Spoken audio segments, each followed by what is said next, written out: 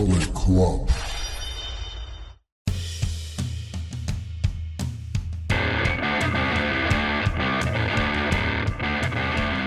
Hello, welcome back to the channel, or welcome to the channel if it's your first time with us. This is Leanne Presents. I'm your host for this video, Leanne, and joining me is the birthday boy, Alan. Happy birthday! Balloons.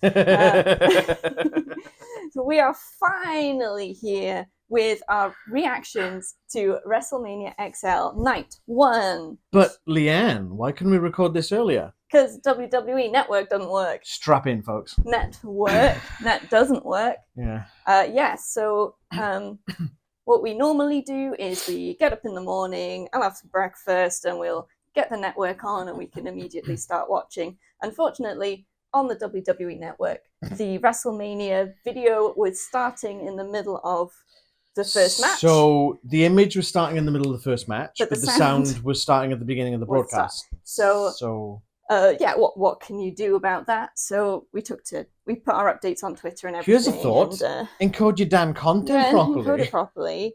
And it became clear quite quickly that this is not just affecting us. It's not just our country. Even it was affecting everywhere that uses the WWE Network, which is everywhere apart from the US because they have Peacock. We saw people on Twitter.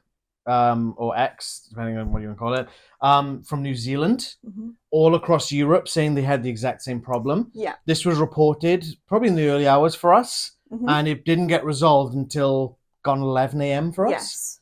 So we started watching. We looked at the schedule, what was coming up live, and they were showing the live. They were showing it live on the channel, as it were. Yeah. It was being from 11 broadcast o'clock, yeah. So we decided to wait there because what else could we do? But then we were nervous that it would still be the incorrect version. Yeah, and they were still using the same file. And it's like, oh, God, here we go. And we know a lot of people across the world were doing the same thing, just waiting for 11 o'clock to hit and just being like, well, if it's wrong, if it doesn't work, then what are we supposed to do? We can't watch WrestleMania. And it's like, and I liken this to going into a store, paying for goods, and on the way out, having security go, no, you can't take that. Go on, bugger off. Yeah, it's the same thing. You're paying for a service. You should get the damn service. Yeah. There should be quality control checks in place. And you know, okay, if it was just the UK, if it was localized, fair enough. But it wasn't. No. America is, yes, it's a big country. Is it bigger than Britain? Yes. Is it bigger than Europe? Debatable. Depends how you measure it. If you put the rest of the world's landmass together and put it against America, no chance. No.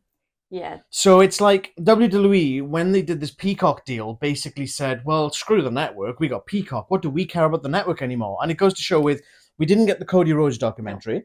We didn't get the Ric Flair documentary. We didn't get the Bray Wyatt documentary. No. And then these corporations wonder why piracy is rife. Yeah. When people who are paying for the content that they have been promised since day one don't get it. Yeah. And there's children out there whose families are trying to watch it in the morning when the kid gets up, and they have to try and explain to their kids why they can't watch. That's almost what they're excited That's for. almost like Christmas morning, right? For where are the presents? Sorry, kids, Santa hasn't been. So it really did put a downer on the experience this year. It's a real shame. It was totally avoidable, I'm sure. And the problem was that the WWE Network Twitter page, which is where obviously the complaints and whatnot, or the help, technical help, as I guess they're calling it, they were just copy and pasting the same message over and over. Yeah. That doesn't help. We are aware of the problem and we are working on it and it will be rectified.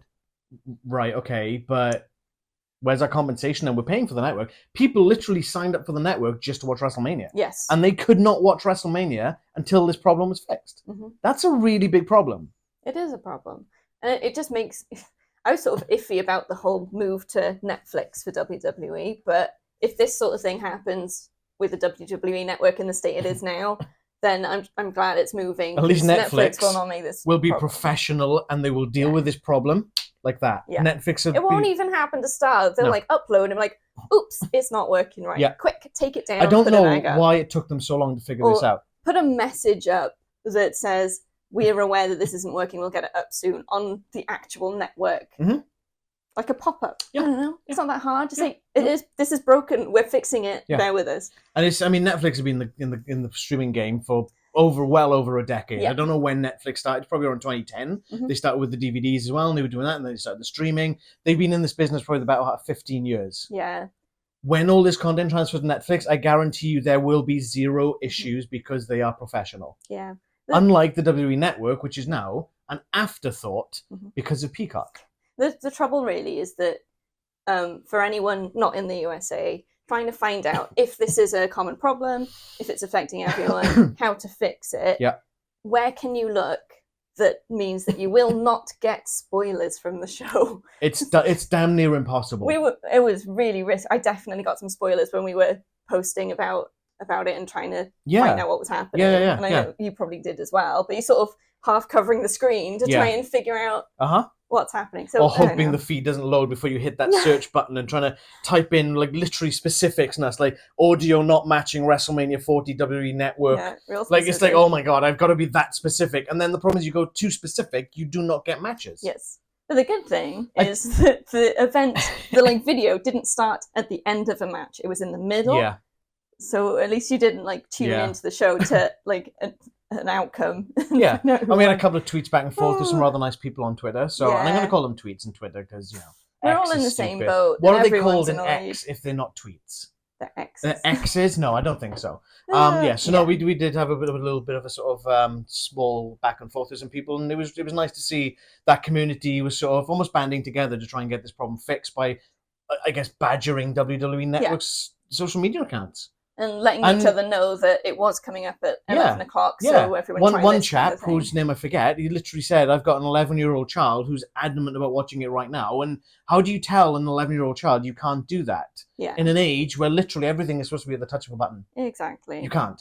Like, back when I was a kid, I'd be like, oh, tape didn't record. Damn it, right, when's the replay? I gotta wait. Yeah. These days, it's, right, I want it now, and if I can't get it now, where's my toys? I'm throwing them out at the pram. Yeah. You know? So roll on not January, roll on Netflix, one subscription instead of two, and I won't be paying for the WWE Network for something that effectively doesn't work and don't get new content apart from the in-ring shows. We don't get any of the new stuff, the documentaries or nothing. It's ridiculous. It's awful. And hopefully the network or someone will put out some kind of apology because so many people are affected. Leanne, it's the 7th of April, not the 1st. I'm manifesting peace into You can't the universe. April Fools our viewers on the 7th day of the month. That's not how it works, all right? Anyway, we should probably get into the show. Let's go. So we wanted to get that off our chest first. Yeah, we needed to address it because it was a big problem for a large part of the world. Yeah. Okay then, WrestleMania. So we're at the Lincoln Financial Field in Philadelphia. Philly. That's a lot of F's. That is a lot of F's. I didn't realise it, so I tried to read it. It's a big show. So we had an intro by someone called Meek Mill, I guess it's a rapper or something, I don't know. But it was also the same one they aired on SmackDown, so a bit weird, whatevs. It's fine. Then we had this is a point for the whole show, the weather update.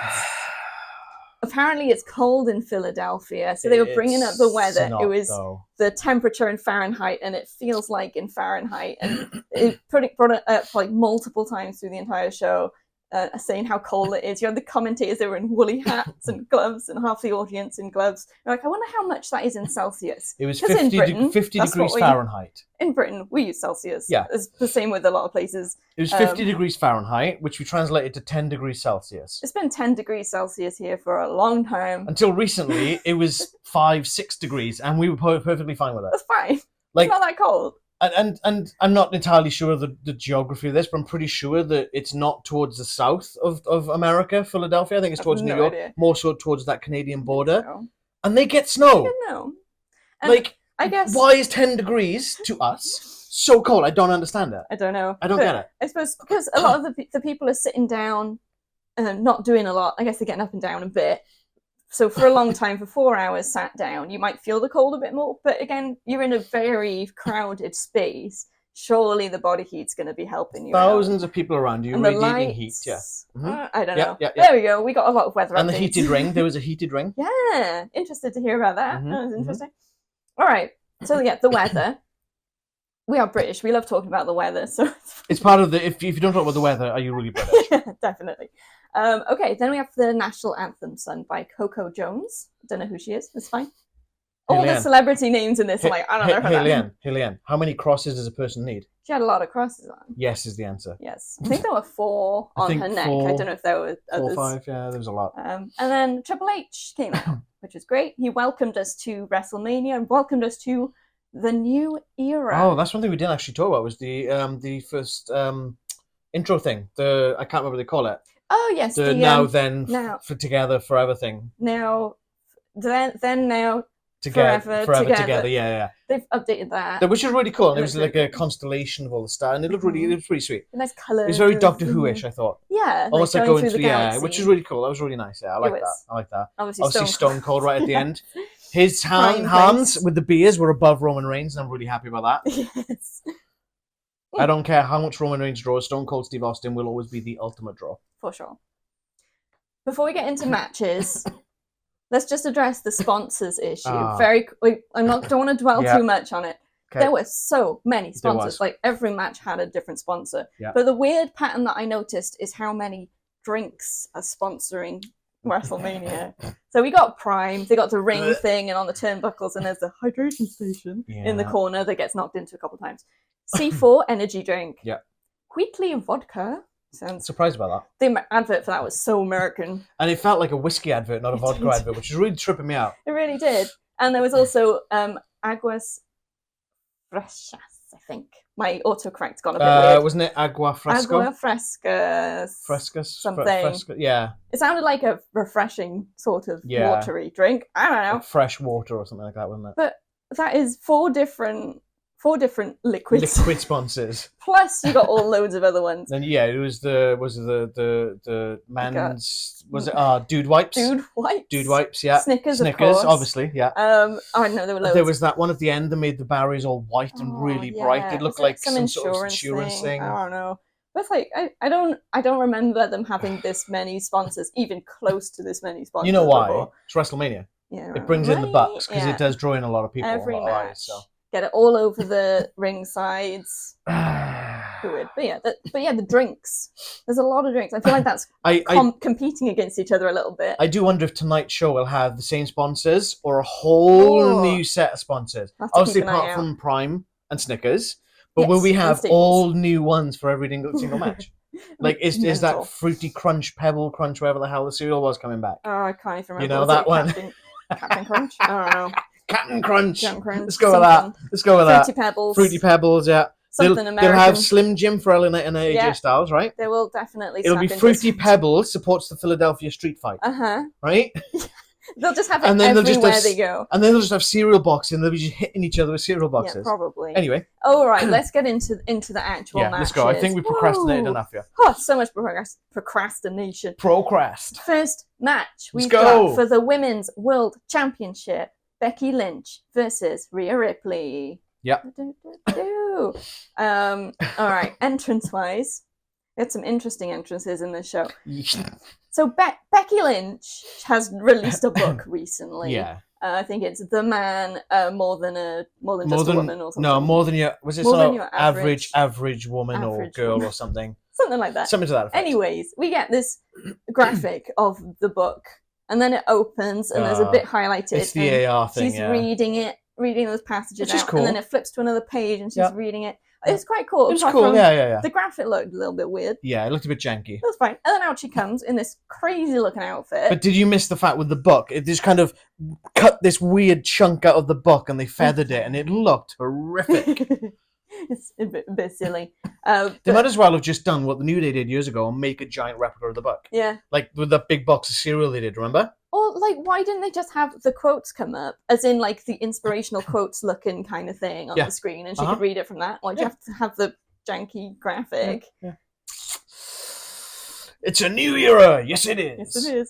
She also had bits of the book all over her outfit. So she had this crazy-looking skirt thing as part of the entrance gear that had bits of the book all over it. and her belt, I think, had quotes. I think she had some on her arms as well. Or, I think she so. had Yeah, it was some the Becky Lynch midsection on of the attire she was wearing. Yeah. So I mean, I know you want to plug your book, fair, Yeah. but a little bit much, maybe. The skirt thing on the entrance kind of reminded me of like this big puffy Victorian dresses. I don't know what they're called. Those, the ones I'm on about. Bustle with a bustle Yeah. that holds the back up. Yeah, Makes it look like you got a big butt. Yeah, but then you got that massive, like, they kind of reminded me of that, which is kind of cool. Yeah, it's kind of cool. The fluffy, she had like furry details. Yeah. Didn't like that, but it's just outfits. But yeah, maybe a bit too much plug in the new book, but fine. Be proud of what you've done. Rhea Ripley's entrance, motionless in white. Oh, hell yeah! That's so cool. They sort of started the music as normal, and then they like pan down, and there's Chris motionless, and it's like, all right, let's go. I start wigging out, and I'm like, ah! And Rhea was loving it. She was having such a good time. She was singing along all the way down to the ring.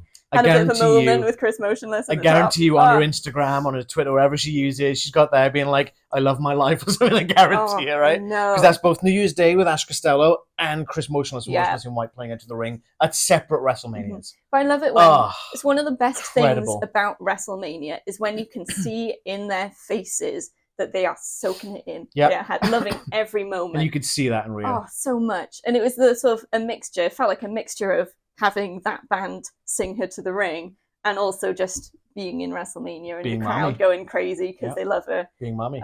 Is great. Yeah.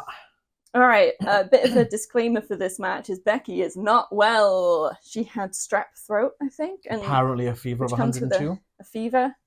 I don't know, Fahrenheit probably. I did see Becky Lynch requested this early last week to be the first match on the card, so I guess she was feeling under the weather. Yeah. So, I mean, even for being unwell, this was not a bad match at all. It especially gave Rhea a great showing. She got some good moves in, and it just looked. There were maybe a couple of slip-ups, but considering how unwell Becky must be feeling, you could see it on her face a couple of times, or I might have imagined it because I knew about it. But she put great effort in and made it an excellent match. Yeah. Highlights, I guess. The weird moment. So it was the electric chair, I believe, is the move. Yeah. So Rhea had Becky up on her shoulders. Yeah. I don't even know what happened. No, it's the other way around, wasn't it? I think Rhea had Becky up. Yeah, that's what I said. Oh, Rhea had Becky up. Sorry, I thought you said the other way. Sorry. I was reading my notes at the same time. It's all good. I'm not quite sure what happened. I think I blinked, but somehow they like flipped through the ropes to the outside. They went over the top. So it looked like Becky was going to try and hit her with like a poison rana or a hook around or something, but Rhea kept with it and she just tumbled out with her and landed on her feet. On her feet, with Becky still on her shoulders. And then hits the electric chair on the outside. Mental. What? How did they stay together? I've never seen that before. I'm guessing as long as Becky's got her sort of feet tucked in and hooked on, I guess, the lats, I don't know, on the back of Rhea. Back muscles. Yeah, amazing. I loved it. All right, and then that was my main highlight. If you got anything you wanted to add before we get to the finish. I felt it was a great opener. I really enjoyed the entrance, obviously, of Rhea Ripley because I'm an emotional and white fan. Yes. I'm a metalhead, so I did feel it wasn't as hard hitting as it could have been. Yeah. But that's probably to do with the illness, and I am disappointed for the match for that. Yeah. There's no feeling sorry for them rather than... Yeah. But it was still a good match. Yeah. It was, like, as you say, Becky powered through. Rhea obviously carried a lot of it because she's not ill and whatnot. No, I thought it was a really great opener. Yeah. I wish they could have been to the level they probably both wanted. Yeah. And a bit more hard-hitting, a bit like quicker paced almost, and a bit more... hard hitting. I can't really put it any other way, It's one of those situations where I wouldn't mind if they just do a rematch, just maybe not with the title at stake or anything, but just to give them a chance to have the match that they would have wanted it to be. Yeah. A couple of months down the line, or a couple of weeks down the line, something like that. Just do it. Have a duo. Enjoy it. Okay. Yep. So Rhea hits the Riptide on Becky into the turnbuckle. Yeah. Then hits another Riptide. Not into the turnbuckle. Quack. And then pins Becky and retains the Women's World Championship. Boom. Mommy wins. Mommy's still on top. In terms of predictions, we both got that one correct. Hey, amazing. Off to a great start. Brilliant. All right, bit of filler. There was a trailer for Rebel Moon Part 2 Scargiver. As you do. Well, And then- Netflix, they got to start getting the Netflix Yeah. ads in now, right? Get the Netflix in. And then a WWE shop ad. Only 2 bits of filler in this spot. How nice. Don't get used to it. Next, we move on to the 6-pack ladder match. So we have DIY, New Catch Republic, The Awesome Truth, Judgment Day, Grayson Waller and Austin Theory, and The New Day. So, on the predictions, I mentioned that the only team that doesn't have a proper name is Austin Theory and Grayson Waller. Yes. They seem to be referring to them a lot more now as A-Town Down A-Town Under. Down Under, yes. Which... Not on their entrance No. card bit, but Yeah. verbally. Yeah. It's not a bad name for them. It sounds quite Yeah, fun. it kind of works. It kind of works. But they need to either commit or Yeah, drop they need, it. either pull the trigger or just forget about it. Mhm, Pick definitely. one. Pick one. So this match is introduced by Pretty Deadly. Ah. So they have a little video package where they stop complaining because they don't have a place in WrestleMania, which fair enough. Yeah. But they go through each team, introducing them. I suppose they got little videos of them, and they're just roasting them. This is effectively replacing the recap package. Yeah. Yeah, which is a pretty fun way Yeah. of doing it. Yeah. And some of the match build-up packages are so long that it was quite nice to have something different, and Something it was fresh. funny. It was funny. I know you're in 2 minds about Pretty Deadly, probably. Very much. Um, Pretty Deadly British, and Yes. that kind of way they act, it makes the British look stupid. yeah, not all UK people. Hashtag not all Brits. Oh, yeah, it was fun. And it gave them something to do for WrestleMania, Yeah. which was nice. I'm all for getting the people the people who haven't got match on the card somehow. Like I was saying about the Andre Battle Royale, that should be on the pre-show, not on Should be. SmackDown. Yeah. I don't care if you tag WrestleMania at the beginning of it and call it WrestleMania SmackDown. It is not WrestleMania. Put the damn thing on the pre-show. Yes, agreed. So the interesting thing about this match, we talked in the predictions, and they have mentioned it a few times, that the match ends when both sets of titles are Yes. retrieved. Yes. So they show the ring, and you can see both sets of titles are hung up, but they are separate, quite a fair distance, Yeah, really. I'd say a good maybe 10 foot apart. Yeah, Ish. which maybe 6, actually, thinking about yeah. it.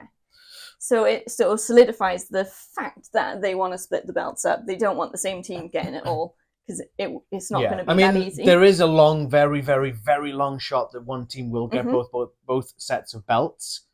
But it's a Well, long we'll shot. see how we go. Entrance-wise, DIY have leant right into the whole Regeneration X. thing, and they have a DX-themed entrance and DX-themed outfits, which is great. Like Tommaso, if you quick take, you're like, oh my god, is that Triple H? Yeah, he did look a bit like Triple H. It was just a bit of fun. It was great. Loved it. When we have Judgment Day coming out, they're both in masks. Yes. So Finn Balor, it's like a fabricy kind of mask obscuring his face. Which I believe he started using last year at Mania, but he hasn't so. worn it much since. Yeah, and Which is Damian pretty cool. Priest has a more substantial mask, which you commented looks like... I need to see a proper still of it, but it really looks like Kane's mask in purple with extra bits added on. spikes and stuff on it. So whether it's meant to be a tribute or if it's just Maybe. that was the kind of mask he found and maybe. adapted, but it was pretty cool. I liked it. You did forget about some... who was it that came out second? Ooh, was it New Catch Republic? Who came out first? DIY, I think. I might be wrong. Okay, whoever it was, they still had the previous team's Tron Yeah. playing in the background when It was New New Catch Catch. Republic came out Yeah. to The Awesome Truth was still Awesome on the Truth, back. that's it, right. yeah, which was really bad. Yeah, I There felt was really sorry there for was a him. lot of glitches in this show. There was lots of glitches. When the Samantha Irvin was giving the introduction to the ladder match, they started playing DIY's Titantron on the screen. Mhm. Even though the music didn't play, the person jumped the gun. Yeah, It's like, what's going on? This is supposed to be the biggest show of the year, and people are screwing up. yeah. I mean, Triple H is pulling his hair out, if he had any. pulling his beard out. Yeah. But not great. Imagine if Imagine if that billionaire was still there, someone would have gotten fired. Probably. My bad. All right, this match was chaotic. He was brilliant. Oh, some very interesting bits. We had Tyler Bate of New Catch Republic. Yeah. Had Finn Balor up for an aeroplane spin, but the difference was that Finn Balor had a ladder on him. He was just holding onto this ladder, and so they were spinning round. Someone got hit with it, and then the ladder goes flying, and they keep spinning, which is I fun. think Tyler Bate literally threw the ladder. He was trying to get rid of it. And then he It's off started balance. going again, and it was quicker. It's like, oh my Mm. god. So yeah, that was fun. Big strong boy. Oh, R-Truth. Oh, R-Truth. Oh my goodness. Where's the tag rope, Doug? Yeah, he's on the apron, on the corner, trying to find the tag rope, trying to get Miz to tag him in. It's like, oh, come on. That was brilliant, though. The Miz, being the Miz, he understands R-Truth, so he tags him in because that's the only way he's going to do anything now in this match. And then R-Truth pins Finn Balor. And he hits the 5-knuckle shuffle on Finn Balor and he goes to pin him. And he's counting himself as well, and it gets to 3, and he's like, yeah, I won! And Miz has to explain to him that he's not won. Which is great. He's pointing up at the ladder, at the belts. R-Truth's just amazing. I love him so much. Okay. Another, I guess, R-Truth thing that leads into a part of the outcome. Oh no, yeah, I see where you're going with this. So R-Truth and Miz manage to have a chat with DIY, and they decide that they can team up, and one team goes for one belt, and they go for the other. So up they go up the ladder. Which is great. Fantastic strategy, yeah. Great They have strategy. that sort of, like, respect for each other, I guess, or that camaraderie. Yeah, they've worked together and trying to take sort down R-Truth out, I guess. Yeah, and try and take down the Judgment Day. Yeah. So they're doing that, but then out come Grayson Waller and Austin Theory, topple their ladders out over, and they climb up and they retrieve the SmackDown titles. So Grayson Waller and Austin Theory are the new Down Under SmackDown Tag Team Champions. Disappointed about that. Yeah, really disappointed. Neither of us saw that one coming because there was rumors that they weren't even going to be in the match. Yeah, that's true. But then the match continues, and they do sort of try and get the other belts as well. Then end up sort of being wiped out for most of the rest of the match. So, I mean, they've got belts. Well, he got shunted out, didn't he, off the ladder through another ladder, and it looked like he got taken out. That looked like a hard bump. Okay, and then we're into the second part of the match, I guess. Phase 2. We've got Tommaso Ciampa with Tyler Bate at the top of the ladder and hits an air raid crash off the ladder. Yeah. And so high. Crazy high. And that replay, the way the mat just hits and then bounces back up. It's like, oh my god, it looks like a bowl full of jelly. And the other bit I've noted down is where Damien starts to try and climb a ladder, and we just see a ref like grabbing at his ankles. Jessica Carr is trying to grab him, and he turns. He's like, "The hell are you doing?" You can see another ref in the back, like, no, like, what is happening? Is someone like badly hurt or something? And then you get the wide camera angle, and you can see the other side of the ladder is buckled. Yeah, it's just badly. You put too much weight on it, and it's just gonna. But then they sort of have to carry on and do something, so the Miz climbs up the other side. He didn't just climb up; he literally ran up the damn thing. I think he was trying to skip the bit that was buckling. I don't know. But then they do a move off the ladder that doesn't quite go right. He's trying to hit the South of Heaven chokeslam. Yeah. And it just, it looked awful, but given the fact the ladder was the way it was... they had to be safe. Yeah, exactly. I would rather them do that than potentially hit the move proper and have someone get injured. Exactly. So then Damian Priest gets rid of that ladder and gets another ladder in and starts climbing it. And this brings us to the other finish, I guess. The actual finish. Yep. So Damian Priest trying to get up. Then R-Truth comes along and pulls him down, stops him getting the titles.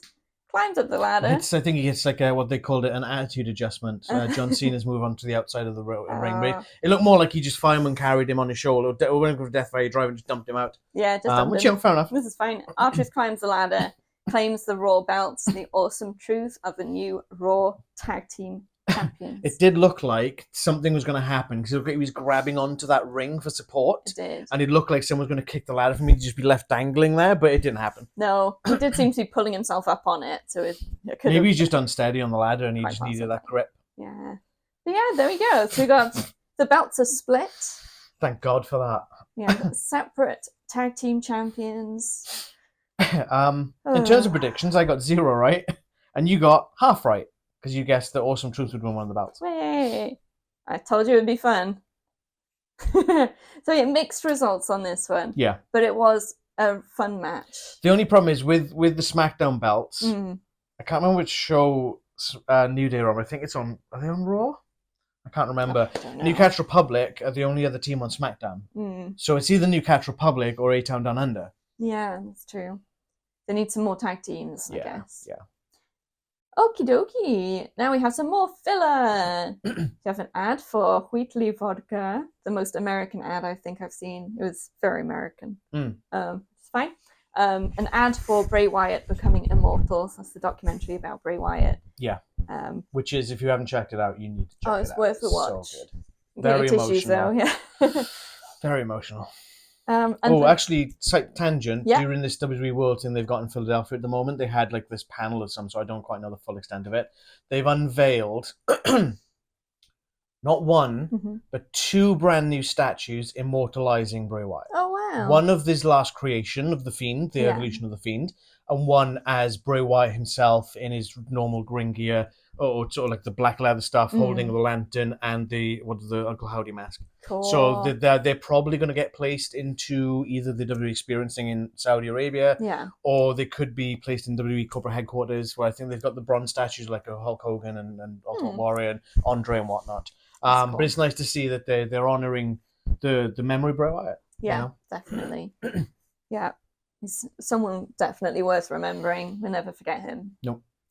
Firefly forever. Yeah. I'm getting sad now. Okay, then we have them welcoming Olympic gold medalist Jordan Burroughs, who's in attendance. So 72 other thousand people. Why do you mention every single one? Now we move on to the next match. This is Rey Mysterio and Andrade versus Santos Escobar and Dominik Mysterio.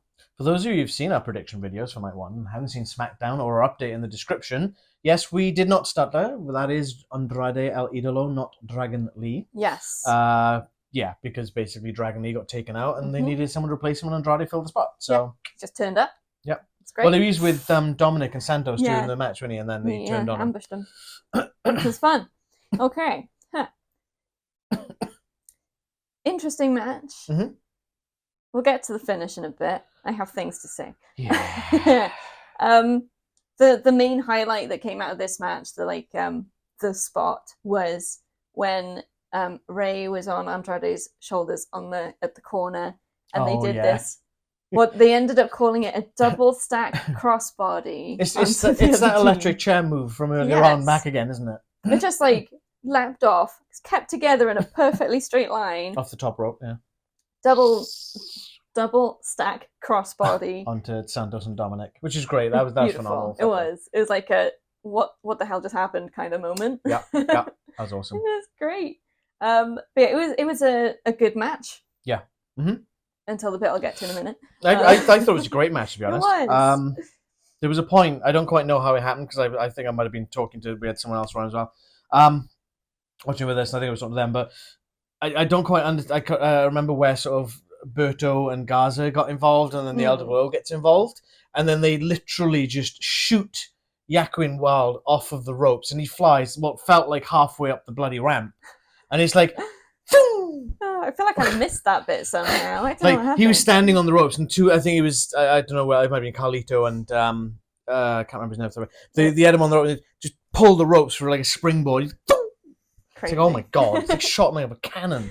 Yeah, so definitely some shenanigans. He needs to get more ring time. Yaquin is so good. Oh, Yaquin Phoenix, not Yaquin Wild. Yaquin Wild was his name in the Impact Wrestling. Yeah. Okay, and then we get to the weird bit, I suppose. So these 2 massive masked men come out from the audience. With luchador masks. Huge dudes. They come out and they start attacking Escobar and Dominik. And what is happening here? Okay. And in my mind, I was thinking, okay, Andrade's hired these guys. Rey's going to be annoyed because he doesn't like cheating. And it's going to blow up. And and then it panned over to Rey Mysterio. It's yeah, get him! What is happening right now? So, they get attacked. And then Rey managed to splash on Santos Escobar and pins him for the win. Yeah. And then the masks are taken off. Not Rey's. No. They're just these 2 football dudes from Philadelphia, I suppose. Apparently people love them. I get that America's are lots of start again. America likes football. We understand it. You don't need to inject it into everything else. You really don't, because WWE is a worldwide brand. I've said this before. I'm Yeah. not going to harp on a massive on this, but WWE is a worldwide brand. We don't know who these guys are. We don't care who these guys are. Why They can't don't be... belong in that ring. Why couldn't there have been like 2 NXT guys? Yeah. And they're like, Yeah. oh, look at these guys. They're actually going to get a chance at TNA now. Hey, no. Yeah, no. Let's give, instead of having the Andre Battle Royal on the kickoff show and giving those guys a decent showing at WrestleMania, let's put 2 football stars in there instead. Wait, what? They're football guys. What? I hate it. Ray's not a cheater. No. How, it was very out of doesn't character. Fit. Yeah, it very out doesn't of fit character. at all. He's like just hugging them afterwards, like, oh, thanks, you really helped us out there. No, Ray wants to beat these guys fair and square. And you know what they're going to do is, oh, well, they're playing by Santos' game. Well, no, that's not how Ray works. Santos has only been in the match for a day. No, Santos, not Andrade. Oh, my bad. Wrong people. All right, R-Truth. My bad, dog. The match was great, yeah, but the up ending until that point. really as soon as Dom went to threaten to go for that chair and he had the chair and he was threatening it, he didn't even do anything illegal. No. The referee must have been distracted because he should have disqualified Ray and Andrade for that because that was ridiculous. Boo! On the plus side, we did get that one correct. Way! Yes. Ray and Andrade. Filler. Yep. WWE Next Gen ad. So this is the, I guess, reality TV thing with you guys training. The Roku channel, I think it is. Yeah, that'd be cool. And there's the Snickers ad. We've seen it before. It's the one where they have a roast. Not a roast, roast. Yeah. Yes, we know this ad. Next match is Jimmy Uso versus Jey Uso. Uso Civil War. Oh, I know it's coming next. Go on. The greatest rapper in the world. I just want to point out, when I was looking at the new stuff when we were prepping for this video after watching WrestleMania, there's so many people just going, what the hell was that? So, okay, this guy Lil Wayne, right? Apparently he's the greatest rapper in the world, okay?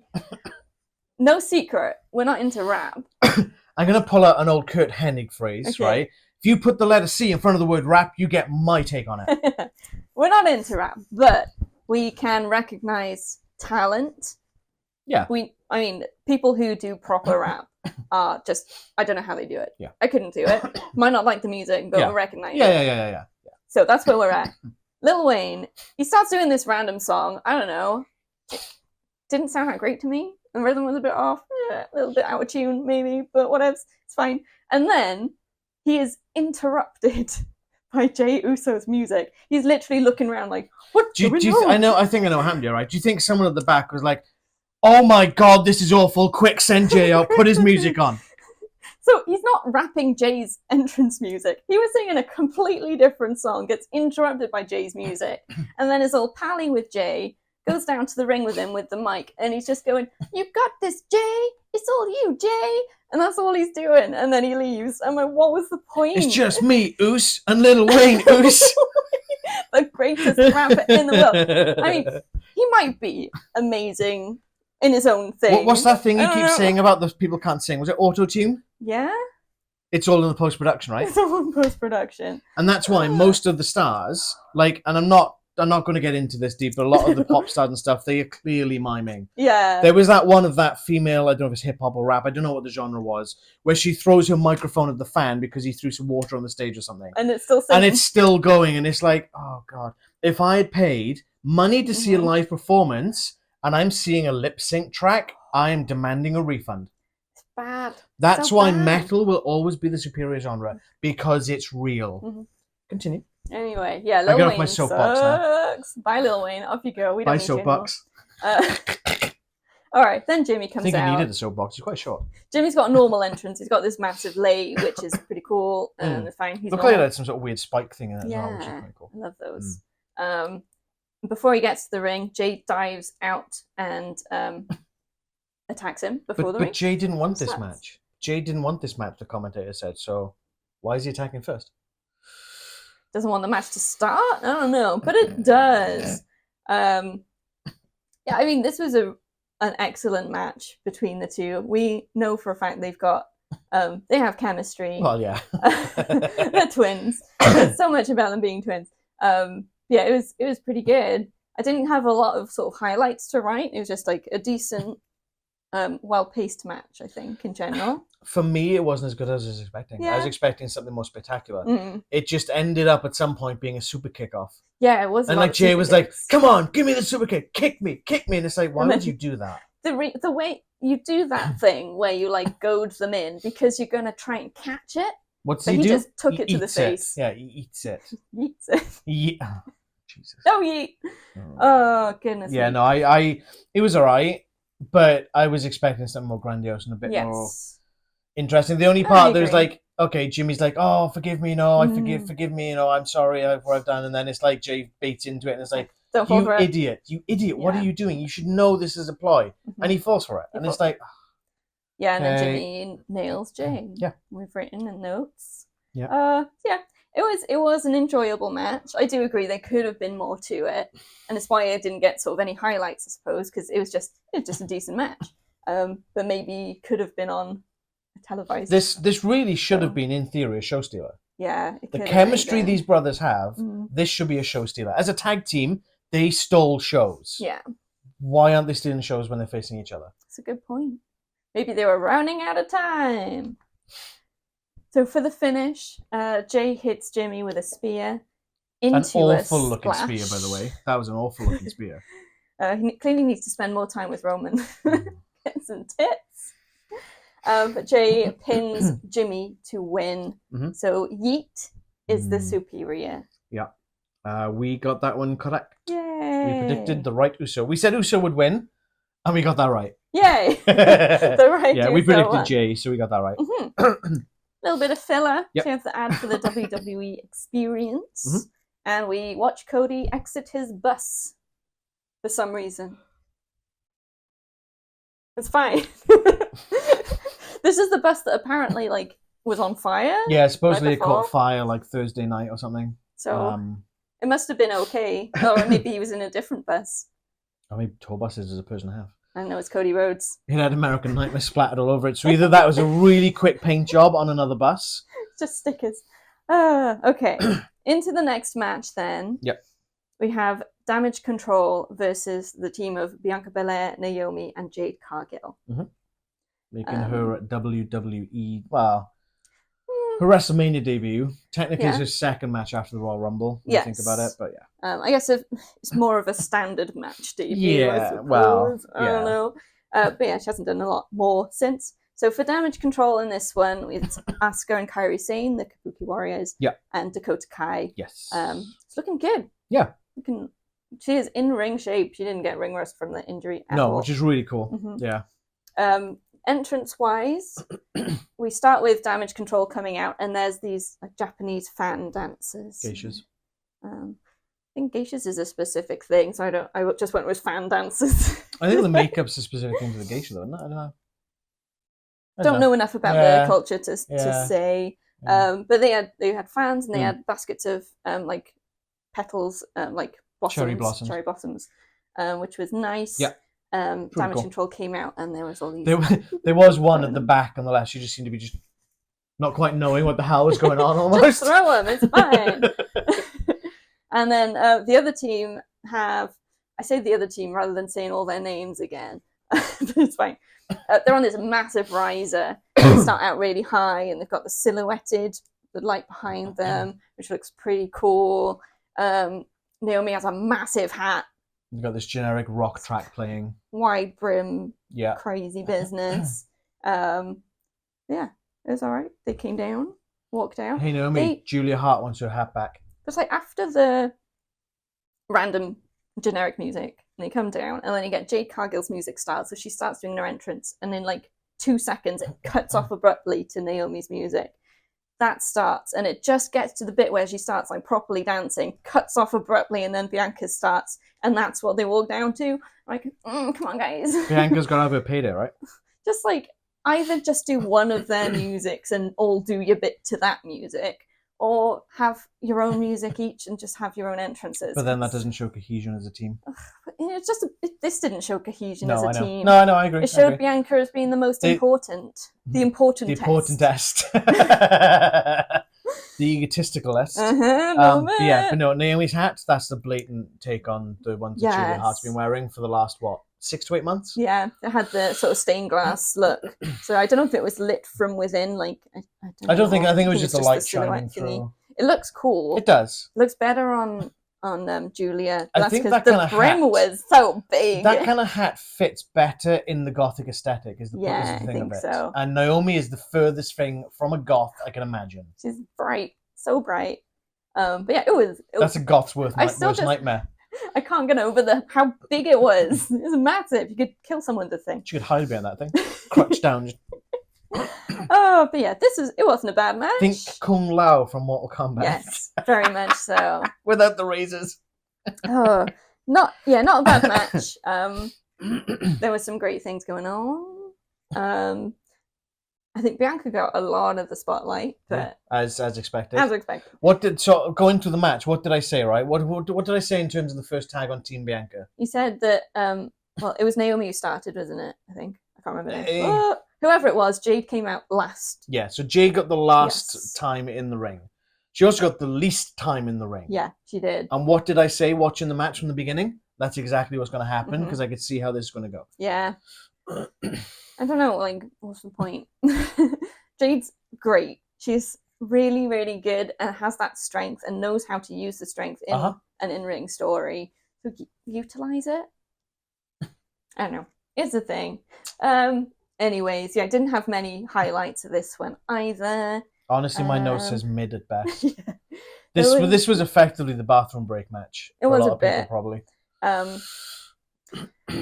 There was, I guess, an interesting moment. Asuka was trying to use the mist and accidentally hit Kyrie. It's like, oh no, now we know where it's going. Now we know it's going. Anyway. But then, following that, I think I see where you're going here. Should I get my button ready? Bianca hits Asuka with her hair, like she often does. There was this crazy whip crack sound. Hair doesn't do that. No. Hair doesn't do that. But if that wasn't a natural sound, whoever was pressing that button, their timing was on point. Because it made me think, did her hair actually make the whip crack sound? Well, I'll tell you one thing, it wasn't the same guy running the Titantron doing the ladder match. It was not. He'd already been sent to the back. This was probably Triple H himself. Like, I'm going to do this right. Are you ready? I'm surprised he did. Actually, he's been Triple H. I'm surprised he didn't do that at the beginning. Yeah. Are you ready shtick for WrestleMania? That would have been cool. It's a new era. Yeah. So, do you have anything about this apart from it being mid at best? Nope, that's all I got. Yeah. That's literally all I got. This, I was like, I just lost interest. This was the shortest match of the card, like 8 minutes. Surprise, surprise. It's the women. All right, Jade hits the Jaded on Dakota Kai and pins her to win. Yep. And I'm pretty sure Bianca's music played, but I might be wrong about that because I think I lost interest. I don't recall. I'm hoping it was Jade's. It should have been Jade's. I don't remember. I think it was Jade's. Good. That's fine. I'm not 100% on that one. I'm probably just filling in gaps in my mind with how I feel. In terms of the predictions, we both got that one correct. There was no way Jade Cargill was losing her first match, even though she got less than 2 minutes in ring time. Yeah, but she got the finish, so it doesn't matter. She didn't have time to show out. No. Hopefully she'll get that when she. What's the bet they're going to send her back down to development for 6 months? Oh no. No, use her, and not in a bad way, not in like a take advantage. Nobody way. Was thinking that until you said it. Well, WWE tends to use people. Yeah, to fill seats in catering. Yeah. We're paying for all this food. Get there and eat it. Anyway. All 25 competitors in the Battle Royale are in catering. Apart from JD McDonough. We forgot about JD McDonough in the other match. Oh, yes. He did turn out. Yeah, that's anyway. Fine. Filler WWE 2K24 ad and a Snickers ad with The Miz. As expected, yeah. Which was actually kind of fun. Yeah. I'd love Miz. I think he's brilliant. Miz is great. He should do more stuff. Good. I really want to see a new season of Miz and Mrs. Yes. I don't like reality TV, but that was fun. Yeah, it's like guilty pleasure stuff. Yeah. And we don't mind Snickers as an ad, as a sponsor for WrestleMania because it is we a like staple. Snickers. It's been there for years, and it's a bit of a joke between us now. We always get Snickers. We like Snickers. Not sponsored. Yeah, we like Snickers. We can't get Slim Jims here. No. We can't get that Agua Fresca or whatever it was called there. We can get Prime, but we don't want to. Screw that. Nope. All right. I would rather pee in a bottle and drink it. Probably tastes the same. Probably tastes better. Anyway, we're getting off topic again. Tangents. The next match for the Intercontinental Championship, Sami Zayn versus Gunther. Yeah. So we, after the sort of recappy stuff they always do before a match, we had backstage and we've got Sami Zayn with his wife and his kid, and it's just really cute. His wife's telling him he's got this. The kids Baba or something he was calling the kid. Baba, I think Baba maybe. Baba, something like that. But he was. I'm guessing it's I don't crucify might be a me. name, might be a pet name. Is it Israeli or Arabic or something? Maybe it's some sort of slang term for a child in that language. Could possibly, like baby. Maybe. I don't know, but he was just going, "Oh, you're gonna hear your music now." It was so cute. He didn't know what he was doing, but it was great. Bless him. So it's a lovely moment. Then they head off because Sami doesn't want the kid to watch the match. He's like, leave him in the back watching on a monitor. Like, oh, poor thing. But he doesn't know what's going on anyway. He just wants to hear the music, so it's fine. Then we have Chad Gable telling Sami that he needs to go it alone. Gable's not going to be out with him. Like, you've got this, kind of, but in his sort of backhanded kind of way. And then he said, was it that point, or was it another interview he said, you owe me one? Yeah, it was right after that. Yeah, I can't remember if it was on Raw or not. Or you owe me a favour or something. That's it, yeah. So then we follow Sami like through the tunnel that goes from the backstage towards Gorilla. Yeah. And Kevin Owens is waiting for him outside Gorilla. To the crowd's elation, they started cheering for that. Yeah, and he does this like big shove on his chest in a alleyway, I guess. You got this. A massive hug, and I was like. And then he starts slapping him across the face, like, you got this! Like, it's almost like a firing up slap. It's not like a... Yeah. But it was actually a really nice moment. Yeah. Like, I think this time last year they had won the US Undisputed Tag Team Championships from the Usos as a team. So then the music plays and out he goes. KO Zania. Oh, it's good. It was not a bad match. I didn't find the ending very convincing. That's my main note of this one. Yeah, no. It was good. Gunther got to show his power. Sami got to show his sort of wiles and his agility. His underdogness. Yeah, there was some loud slaps going on, loud chest slaps, and I can't remember what you call them. Chops. The word just went from my head. You obviously had Gunther getting distracted by Sami's wife, who's now at ringside. So, the main note I've got here is that I really didn't like that. Yeah. If the wife had been involved in the storyline building up to this, fair enough. Okay, We've not seen his wife since Elimination Chamber 2023 when she was ringside. No. She has been mentioned in the like, don't want to let people down kind of thing. But for Gunther to be there and mouthing off to the wife instead of playing with his food, and keep playing with his food instead of just putting him down, I really didn't like that. I really didn't. Yeah. Because that, to me, Gunther does not lose focus. Gunther locks on the target and he goes for it. That's the whole thing. He's the professional. The ring general. Yeah. Yeah. So why is he now turning around and mouthing off to Sami Zayn's wife when he should be putting Sami Zayn away? I really didn't like this. It feels like the wife angle has been shoehorned in last minute to give Sami Zayn an edge because everyone knows he should not be able to beat Gunther clean. Yes. Without a distraction. Yeah. To me, that's what it felt like. What made it even kind of worse is that the distraction isn't really what led to the finish. Not really. Yeah, didn't they have some more back and forth before they actually got there? So Gunther hit two, sort of leading in towards the finish. Gunther put him down with some power bombs, and he did the two splashes off the top. As he was going for a third, he was talking to his wife. Yeah, it's that bit. I think I missed that bit. And his wife was like, you're not going to get this, blah, blah, all this kind of stuff. And he delayed. He was stood there, and then that's where Sami Zayn hits him with a Luva kick. I was thinking of the first bit where he was... Oh, yeah. There was a few times he gets distracted. I'm just like, that's not Gunther. What the hell are they doing? It's a bit much. So yeah, that does lead into the finish where Sami hits Gunther with a haluva kick, and then a brainbuster off the turnbuckle, which seems quite familiar. And then another haluva kick, and then pins Gunther to win. Yeah, it did feel like... I didn't like it. I really didn't like the end to this. And I wanted Gunther to retain and then get beaten on Monday Night Raw after Mania. Yes. Because I feel that the stakes would be better there than at WrestleMania, because I really don't feel that Sami Zayn should be on to end this streak. And it's not because I picked Gunther to win, because I obviously got that wrong, and I'll admit I got that wrong. Yeah. I think I went more for what I wanted to happen as opposed to a pick, and you got that right because you picked Sami Zayn. But I just feel really bad for the end of Gunther's title reign to be coming like this. Yeah. He didn't even hit a blue thunderbomb on him. No. That's one of his other staples, and He wouldn't have been able to get it. Exactly, yeah. I don't feel this was the right choice. No. Yeah, like I said, it didn't feel convincing. No. No. I think even with the distraction, hitting those 3 moves, I feel like Gunther, in reality, would have been able to come back from that. Gunther and even in storyline, Gunther's it should have taken more than that. But there we go. What can you do? It's fine. Yeah. One thought did occur to me after the show when we were prepping everything to record. What did Sami Zayn do at last year's WrestleMania? I cannot remember a year back. Him and Kevin Owens, and I mentioned it just now. So him and Kevin Owens, KO Zania, beat the Usos. Okay. Yes. What were the Usos at that point? The longest reigning undisputed tag team champions. Okay. Sami Zayn's beaten Gunther at WrestleMania. What was Gunther? No. The longest reigning Intercontinental champion. He's a streak breaker.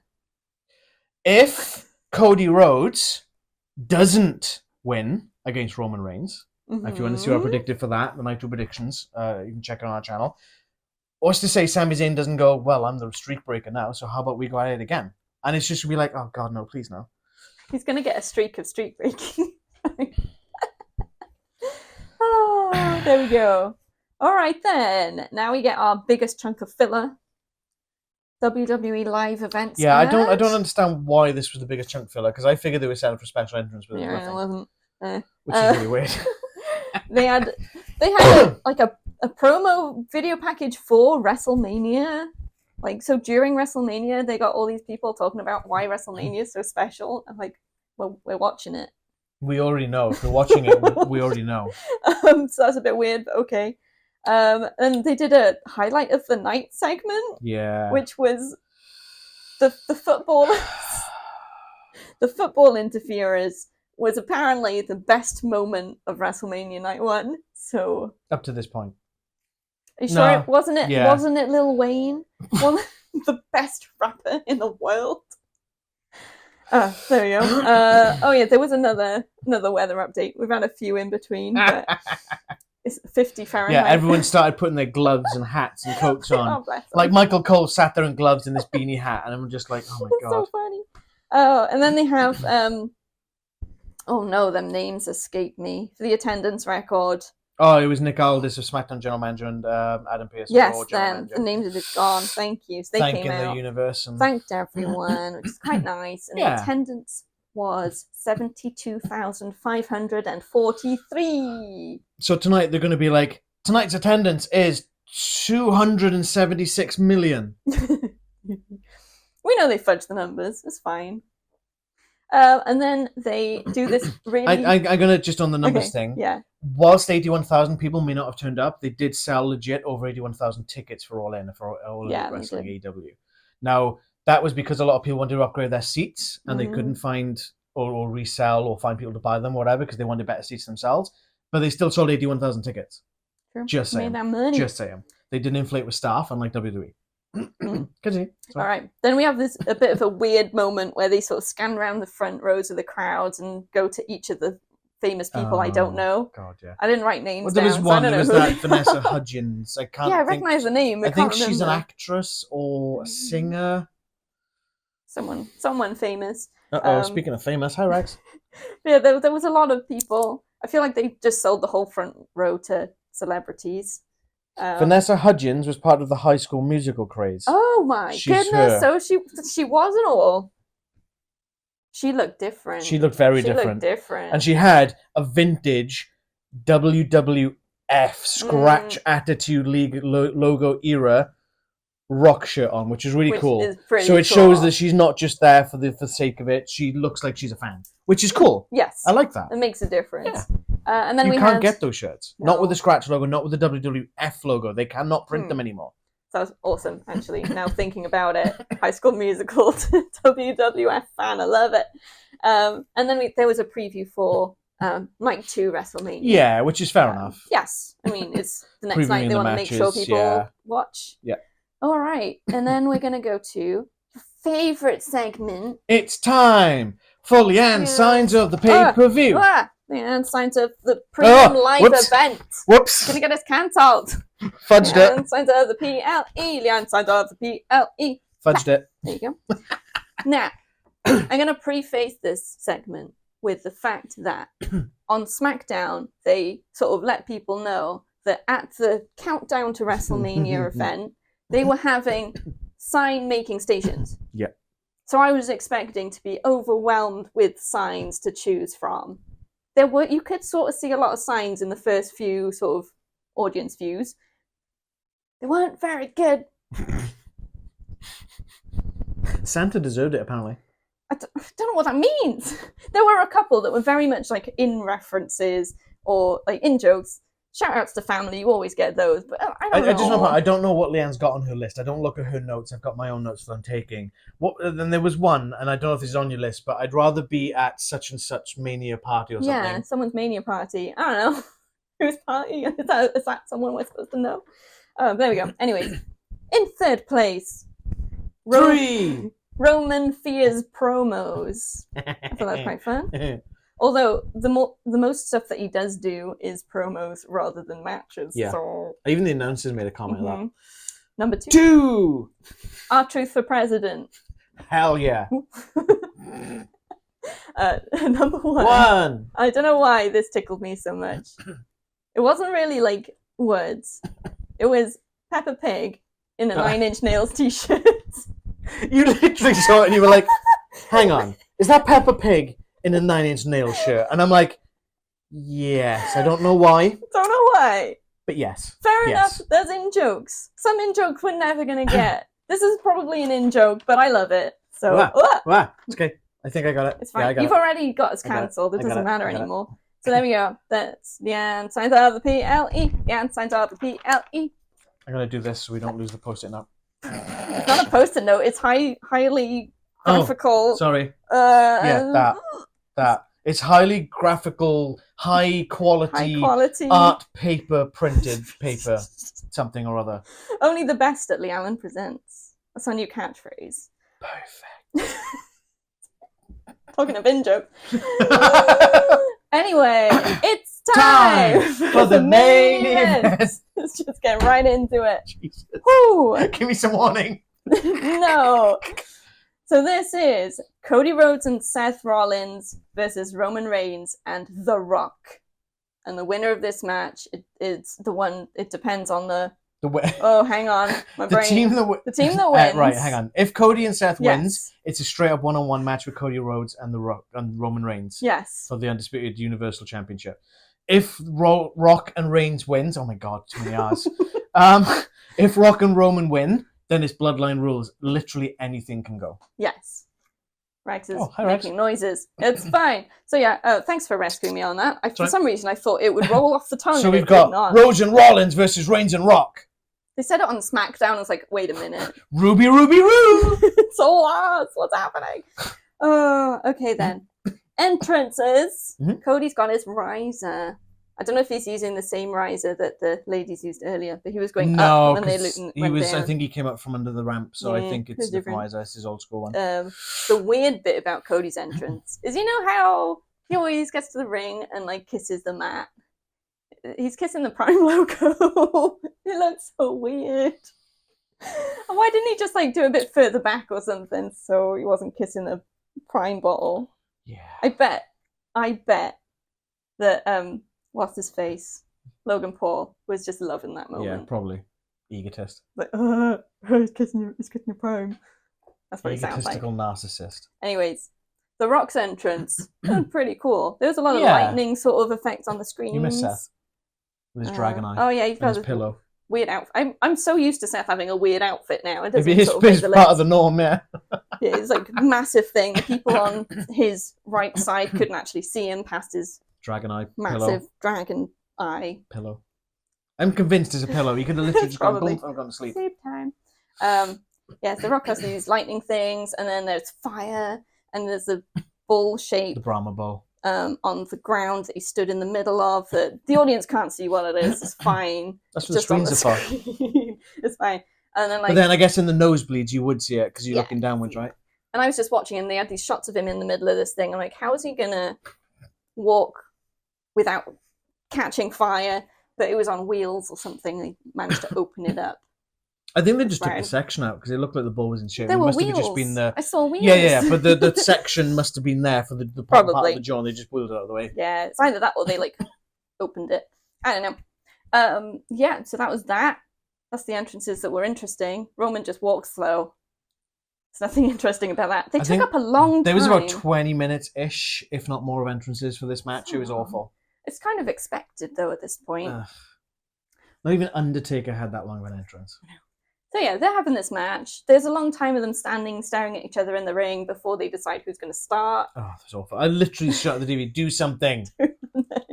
I've heard before, like, there's these tips. I think it was Jake the Snake on his podcast was saying his advice to heels, if they want to get the crowd on their side, just stand in the corner and do nothing. And the crowd will start clapping or start chanting. This is not the time to do nothing. They weren't even in the corner. They were in the middle of the ring. If the match hasn't started yet, just do something. Like, standing in the corner, leaning back in the corner nonchalantly, fair enough. Yeah, then the crowd will get into it. Yeah, it wasn't even that. They were just, I don't know. They like staring. The match did sort of have an interesting twist to it, when at one point, everyone's like on the outside, the ref starts going to count, and The Rock starts yelling at him. He says, if you count, you're fired.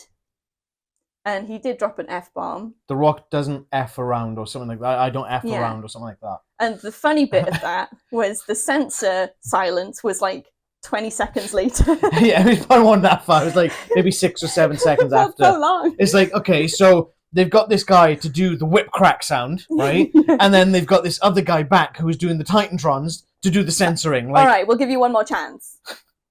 F'd it. Beep. No. You're out. Whoops. Oh, funny. So yeah, from that point on, the ref basically can't be a ref. He's not allowed to... No. He's not a ref for the bloodline. Yeah. Or rather, he is the ref for the bloodline. He can't count the bloodline out. He can't disqualify them for low blows, which happen. But he's stopping Cody Rhodes getting in the ring and helping Seth.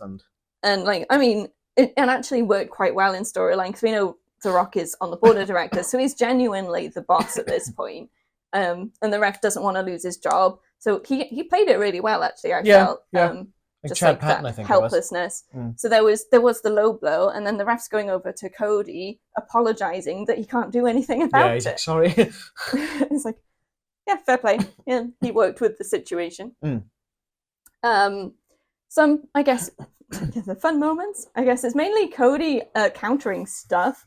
He gets out of the people's elbow. So The Rock does the run to one side, he runs to the other side, and while he's over there, Cody gets up and manages to get the Cody cutter on The Rock. Yeah, that was good timing, that was, yeah. I knew the people's elbow was going to hit because he wasn't facing the right way. Yes, that's true. He's always facing hard cam for that. Yeah. So it's interesting.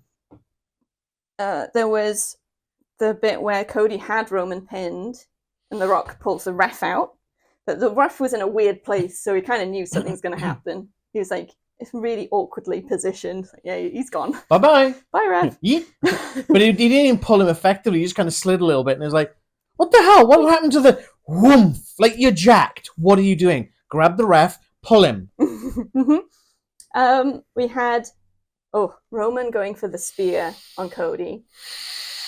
And Seth just like... intercept. in a way, kind of spears himself, but he gets Cody out of the way. Yeah. Roman full-on hits this spear into The Rock instead, and The Rock's face just gets stuck in for like a minute. I don't know if I've said this before. I think I've said it off camera. I might have said it before. I've never liked The Rock's in-ring selling. It always seems to be a bit too comedic and a bit too OTT. Oh, yeah. Like people say about Shawn Michaels. He's probably in the vein of Shawn Michaels. Yeah, probably. You know. We had Cody sending The Rock through an announce table, and almost at the same time, Roman spears Seth through the timekeeper's area. Yeah, right through that barricade. Yeah, so this match was very They active. might as well have made it no holds barred or whatever you want to sort of call no DQ or whatever. Yeah, I think it does put more of a sort of a sight on how unfair the situation is. I even think that one of the commentators said you might as well have made this bloodline rules. That's effectively what it is. Yeah, pretty much. But it was sort of an interesting way to use that. Yeah. I think the thing we were a bit worried about was The Rock having ring rust, not having had a proper match in 13 years, was it? 11. Like 2013 was the sorry. last time he wrestled properly. That's right. You made that. Yeah, so like he had his last official proper match with John Cena in 2013 at WrestleMania, where he tore his part of his muscle off his hip bone. The last official match was 8 years ago against Eric Rowan, in which he was literally ring the bell, rock bottom, 1, 2, 3. That's not a match. No, that's one move. That's not a match. Yeah. From my view as a very inexperienced watcher of wrestling, I didn't notice any issues. No. So that's great. He must have been, I think you mentioned that he was training with Gallus from NXT. It's a trio. So they had, obviously, one of Gallus teaming with The Rock and then two other guys. Because it's a tag team environment, so you need to have that experience. The Rock's not a tag team wrestler. He was never really much of a tag team wrestler. No. So. But no, it wasn't a bad match. Yeah, so Wolfgang and Co seem to have done a good job. Yeah, definitely. It did feel long. This match felt long. 45 minutes, yeah. Long. You felt every minute. There were great moments in it. There was the counters, and it sort of felt like there was some good. They were just a bit too spread out. Yes. It was way too long, and it made the match very plodding. Yeah. Very sluggish. Sort of like find yourself looking at your watch. Yeah, I did numerous times. Not gonna lie. Like this is fun, but can we go? Hey ref, do you want to wrap this up? Or? Apparently the ref did not want to wrap it up. But yeah, that's what I've got. Have you got anything else before? That's pretty much it. Meh. As it's supposed to be a main event, it was alright. It's okay. It's alright. I think it was main event for the spectacle for The Rock, wasn't it? I would have rathered have Io Sky and Bayley main event this night. Yes. Because Bayley earned it by winning the Rumble. That's very true. I think we talked about that quite a bit in the predictions. Yes. Those decisions. Yeah.